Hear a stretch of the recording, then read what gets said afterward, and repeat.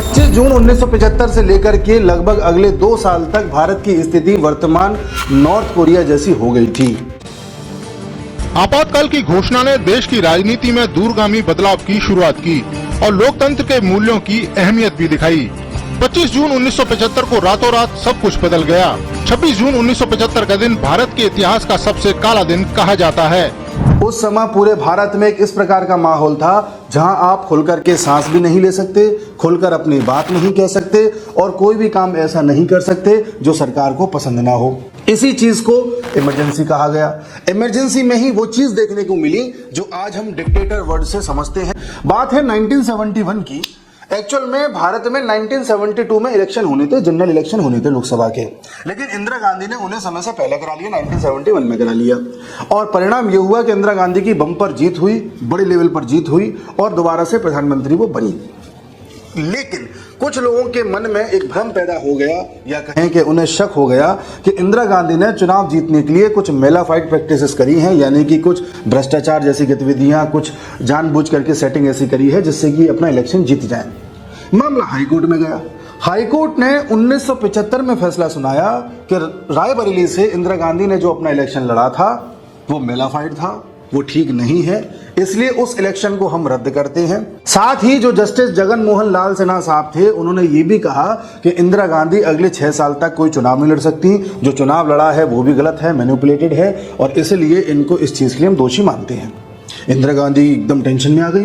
पूरे देश में भी पॉलिटिकल एकदम माहौल गर्मा गया कि भाई ये क्या हो रहा है, ऐसे कैसे चुनाव जीत गई है, इंदिरा गांधी ये है, इंदिरा गांधी वो है, ये सारी चीजें इंदिरा गांधी के खिलाफ उठने लगी धीरे धीरे। लेकिन जब 1971 में इंदिरा गांधी ने इलेक्शन जीता था, उसके बाद भारत और पाकिस्तान का युद्ध भी हुआ था। इस युद्ध में हमने पाकिस्तान को न सिर्फ परास्त किया बल्कि उसके 2 टुकड़े भी हुए और दूसरे टुकड़े का नाम पड़ा बांग्लादेश।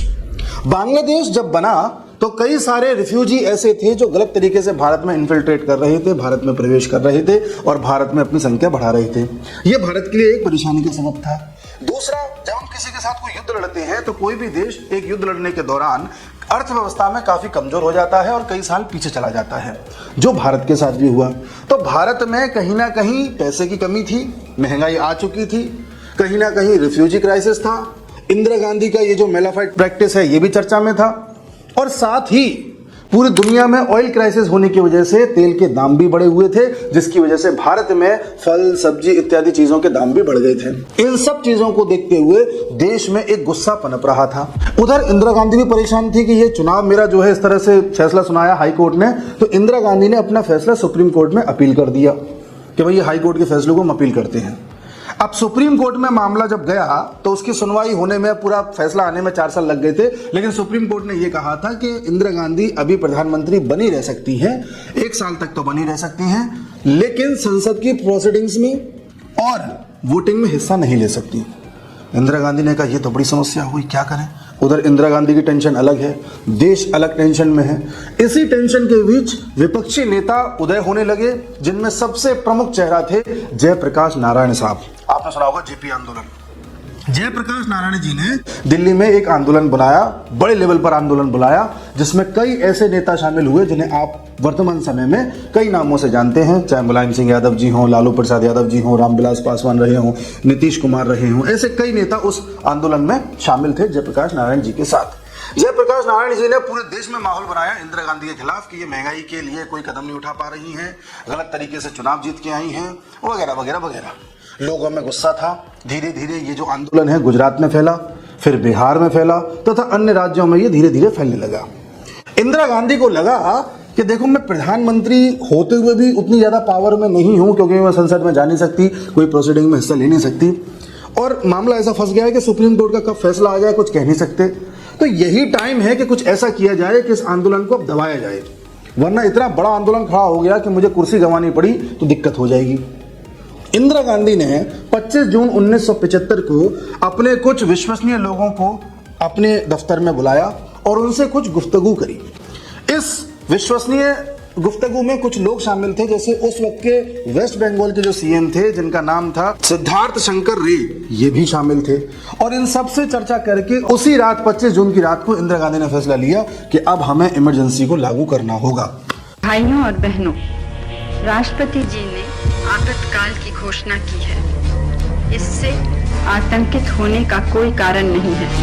26 जून यानी अगले दिन सुबह इमरजेंसी के सारे नियम कायदे कानून लागू कर दिए गए और देश में एक ऐसा माहौल तैयार हो गया जिसे डिक्टेटरशिप कहते हैं। जी, अब इमरजेंसी में हुआ क्या साहब? इमरजेंसी में सबसे पहले तो 19 और 22 इन दो आर्टिकल्स को, अनुच्छेदों को बिल्कुल ही सस्पेंड कर दिया गया। आर्टिकल 19 और आर्टिकल 22 कहता है कि आपको अभिव्यक्ति की आजादी है, यानी कि फ्रीडम ऑफ स्पीच है, आप कुछ भी अपनी बात कह सकते हैं, कोई भी बात रख सकते हैं।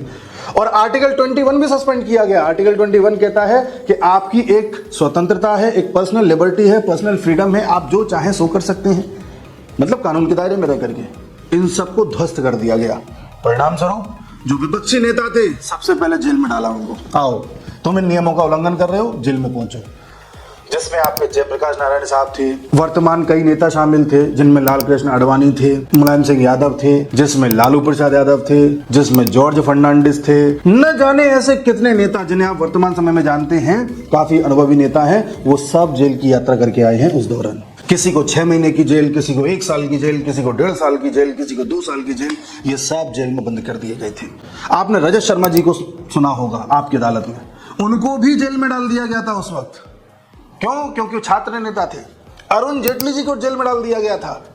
इन सभी लोगों को जेल में डाल दिया गया और जितने भी पब्लिकेशंस थे, कोई मैगजीन छाप रहा है या अखबार छाप रहा है, इन पर भी ताले डाल दिए गए और जिनका चल रहा था उनसे यह कहा गया कि वही चीज लिखो जो सरकार चाहती है, या सरकार के पक्ष में लिखो। उन्होंने कहा साहब ठीक है, जो मान गए उन्होंने लिखा, जो नहीं माने वो जेल जाइए या बंद करिए अपनी पब्लिकेशन को। यहां तक कि फिल्मों में भी इंटरफेरेंस था। किशोर कुमार साहब का नाम आपने सुना होगा। किशोर कुमार साहब से कहा गया कि आप एक गाना बनाइए सरकार के पक्ष में, एक ऐसा गाना जो है सरकार को प्रेस कर रहा हो, तो किशोर कुमार साहब ने मना कर दिया। परिणाम स्वरूप किशोर कुमार साहब के जो भी आने वाले गाने थे उनको अनऑफिशियल तरीके से लागू नहीं होने दिया, आने नहीं दिया गया, उनको अनऑफिशियल तरीके से रिलीज नहीं होने दिया गया और कहीं ना कहीं किशोर कुमार जी के ऊपर शैडो बैन लगा दिया गया। ये देश ने उस वक्त देखा था। होता क्या है कि जो आज की जनरेशन है उसे नहीं पता कि इमरजेंसी कैसी थी। हमने भी नहीं देखी इमरजेंसी, लेकिन हमने किताबों में पढ़ा है, लोगों से सुना है, तो वो भाव पता चलता है कि कैसी रही होगी। इमरजेंसी एक ऐसी स्थिति थी जो आज नॉर्थ कोरिया में है। मैं जैसा कि पहले बता चुका हूं, उस दौर से देश गुजर रहा था जहां आप कुछ बोल नहीं सकते। आज हम स्वतंत्रता के साथ कुछ भी कह सकते हैं, छाप देते हैं, कुछ भी वीडियो में कुछ भी बोल देते हैं, सारी चीजें हैं, हम बहुत ही ज्यादा डेमोक्रेटिक देश हैं आज। लेकिन शायद हमें इसका मूल्य नहीं पता। इसका मूल्य, इसकी वैल्यू तब पता चलती है जब हम किसी ऐसे व्यक्ति से बात करते हैं जो उस इमरजेंसी के दौर में जी चुका हो। तो साहब सबको जेल में डाला गया और जयप्रकाश नारायण जी के इस आंदोलन का प्रभाव ऐसा था कि लोगों में गुस्सा तो बहुत था और लोगों को यह भी पता चल गया था कि हमको एक नेता मिल चुका है, लेकिन अभी मिले हुए जितने भी नेता थे वो जेल में पड़े हुए हैं। और जेल में पड़े हुए नेताओं के साथ भी ऐसा नहीं है कि सिर्फ जेल में डाल दिया हो इज्जत से, जैसे आज केजरीवाल जी को डाला गया है कि सब बड़ा खातिरदारी ना। ऐसी ऐसी खबरें आती है कि जेल में भी इनके साथ बर्बरता की जाती थी, छात्र नेताओं के साथ, विपक्षी नेताओं के साथ तथा अन्य लोगों के साथ, जिसमें करंट देना शामिल था, बर्फ की सिल्लियों पर लिटा करके पिटाई शामिल थी।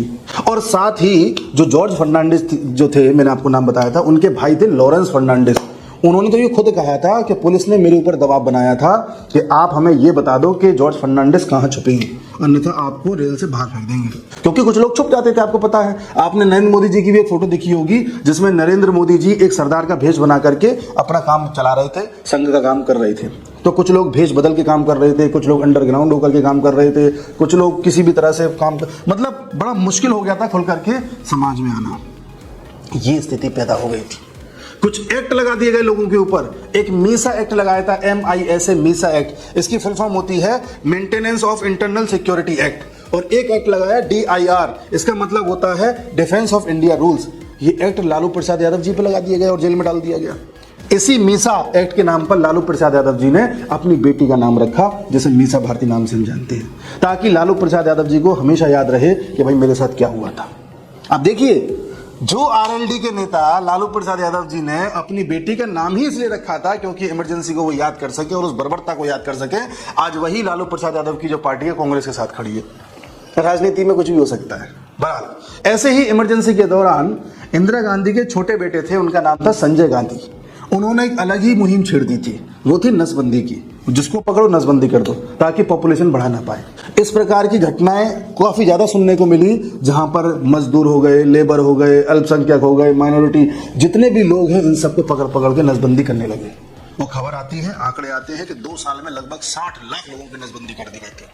आज कांग्रेस कहती है कि अल्पसंख्यकों की बहुत बड़ी रक्षक है, मुसलमानों की बहुत बड़ी हितैषी है, दलितों की बहुत बड़ी हितैषी है। लेकिन अगर आपातकाल को उठा करके देखेंगे तो आपको पता चलेगा कि इस प्रकार की गतिविधियों में सबसे ज्यादा नुकसान अल्पसंख्यकों और दलितों को ही हुआ था। क्योंकि आपको भी पता है कि हमारे देश में जो मुसलमान समाज है वो उतना ज़्यादा अभी आगे नहीं आ पाया है, फाइनेंशियली या सोशली उतना ज़्यादा समृद्ध नहीं हो पाया है, और उस वक्त और ही ज़्यादा पिछड़ा हुआ था। तो पिछड़ों के ऊपर जुल्म करना आसान था, पकड़ पकड़ के नसबंदी करना आसान था, किया गया, लेकिन कोई याद नहीं रखता इसे। दिल्ली में कई जगह पर बुलडोजर चलाए गए, ऐसी कई बस्तियों को तोड़ा गया, ऐसे कई इलाकों को तोड़ा गया जहां पर गरीब, मजदूर, शोषित, वंचित, दलित रहते थे। ये बुलडोजर की जो संकल्पना है ये वहां से आई है। योगी आदित्यनाथ को आज हम बुलडोजर बाबा के नाम से जानते हैं, क्योंकि योगी आदित्यनाथ बुलडोजर चलवाते हैं, वहां चलवाते हैं जहां कोई अवैध निर्माण है। जबरदस्ती किसी घर में नहीं चला देते हैं, लेकिन उस समय इमरजेंसी के टाइम पर बुलडोजर वहां चलाया गया जहां मन किया, बुलडोजर वहां चलाया गया जहां आवाज दबानी थी। ये सब इस देश ने देखा था। उस समय साउथ की एक एक्ट्रेस हुआ करती थी, उनका नाम था स्नेहलता रेड्डी, उनको भी उठा करके जेल में डाल दिया था। और उनकी स्थिति इतनी खराब थी क्योंकि हेल्थ उनकी ठीक नहीं चल रही थी, उन्हें कई प्रकार की समस्याओं का सामना करना पड़ रहा था। जैसे ही उनको 1979 में जेल से रिहा किया गया, ठीक रिहाई के 5-6 दिन बाद उनकी मृत्यु हो गई थी। सोचिए किस लेवल का टॉर्चर चला है, किस लेवल की बर्बरता चली है। उसी प्रकार से बताया जाता है कि जो जयपुर की महारानी हुआ करती थी, आपको पता होगा कि जब हमारा देश आज़ाद हुआ तो उस समय हमारे देश में कई प्रोविंसेस पाए जाते थे, प्रांत पाए जाते, जहाँ पर उनके राजा या महाराजा, रानी, महारानी ये सब हुआ करते थे। तो देश की आज़ादी के बाद भी ये लेगेसी चली आ रही थी, ऑफिशियली या कानूनी रूप से तो नहीं, लेकिन हाँ एक लेगेसी चलती चली जाती है। तो उसमें जो जयपुर की महारानी थी उनको भी जेल में डाल दिया था, क्योंकि बताया जाता है कि इंदिरा गांधी उनकी खूबसूरती से जलती थी, शायद उनको नहीं पसंद था कि जयपुर की महारानी की कोई ज़्यादा तारीफ करे। इमरजेंसी के नाम पर इंदिरा गांधी की सरकार ने तो जुडिशरी को भी कमजोर करने की कोशिश करी थी। जी, अपनी मर्जी से जजों को फैसला सुनाने की बात कही गई। अगर उन्होंने फैसला इंदिरा गांधी की सरकार के टाइप का नहीं दिया तो उनके तबादले तथा उनके रिटायरमेंट की धमकी उनको दी गई कि आपको समय से पहले रिटायर कर देंगे, तबादला कर देंगे, ये कर देंगे, वो कर देंगे। तो बताते हैं कि जुडिशरी में भी हस्तक्षेप था। ये भी बताया जाता है कि 1976 में जो कॉन्स्टिट्यूशन अमेंडमेंट किया, आज आप सुनते होंगे कि बोला जाता है कि संविधान बदल देंगे, कॉन्स्टिट्यूशन बदल जाएगा, लोकतंत्र खतरे में आ जाएगा। 1976 में हमारे देश में संविधान में एक संशोधन किया गया, एक क्या कई संशोधन किए गए, जिसे 42वां संशोधन कहते हैं, 42nd कॉन्स्टिट्यूशन अमेंडमेंट एक्ट कहते हैं। इसके जरिए हमारे कॉन्स्टिट्यूशन में कई चीजों को जोड़ा गया, इतनी ज्यादा चीजें जोड़ दी थी कि इस संशोधन को, इस अमेंडमेंट को मिनी कॉन्स्टिट्यूशन भी कहते हैं, लघु संविधान भी कहते हैं। इसी कॉन्स्टिट्यूशन में कुछ वर्ड्स जोड़े गए, जैसे सेकुलर, जैसे सोशलिस्ट, जैसे लिबर्टी, इंटीग्रिटी, ऐसे शब्द इसमें जोड़े गए। इस टाइप के जो वर्ड्स थे ये इसलिए जोड़े गए थे ताकि जो एक आम जन है एक दायरे के बाहर ना सोचे। देखिए, हमारे देश को सेकुलर बोला जाने लगा, बोलते तो स्टार्टिंग से थे, ऑफिशियली ये वर्ड जोड़ करके हमारे देश को सेकुलर बना दिया गया। ठीक है, सेकुलर का मतलब तो ये होता है जहां पर हिंदू, मुस्लिम, क्रिश्चियन वगैरह सब एक ही प्लेटफॉर्म पर खड़े हों, कोई ऊपर नीचे नहीं है मामला। लेकिन आपने पहले ही हिंदू कोड बिल ला करके नेहरू जी ने मुसलमानों को तो एक्स्ट्रा प्रिविलेज दे दिया, उनसे कह दिया कि आप अपने हिसाब से चलो, आपको जितनी शादी करनी है करो, जितने तलाक करने हैं करो, जैसे करने हैं वैसे करो, हमें कोई दिक्कत नहीं है, हिंदू हो तुम्हें बिल्कुल कायदे से चलना होगा। तो ये भेदभाव आपने पहले क्रिएट कर दिया और अब आप सेकुलर वर्ड जोड़ रहे हैं। सेकुलर वर्ड क्यों जोड़ रहे हैं? ताकि हिंदू के दिमाग में तो ये रहे कि नहीं नहीं मुझे सबको बराबर लेके चलना है, और मुसलमान अपनी मर्जी से चले क्योंकि वो अल्पसंख्यक है, माइनॉरिटी है। चलिए साहब, आपने सोशलिस्ट वर्ड जोड़ा। सोशलिस्ट का मतलब एक ऐसी व्यवस्था, अर्थव्यवस्था की एक ऐसा तंत्र जिसमें हर चीज सरकारी होगी, जैसे आज रशिया में है।